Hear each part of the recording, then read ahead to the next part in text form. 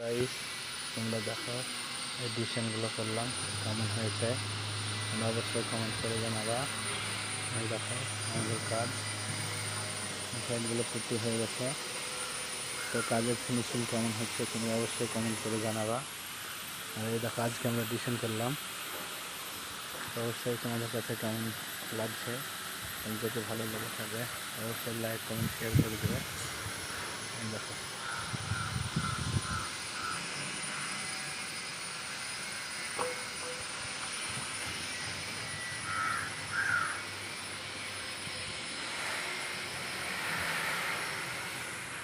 দেখো ডিজাইনগুলো আজকেই বানালাম, কেমন হয়েছে অবশ্যই তোমরা কমেন্ট করে জানাবা।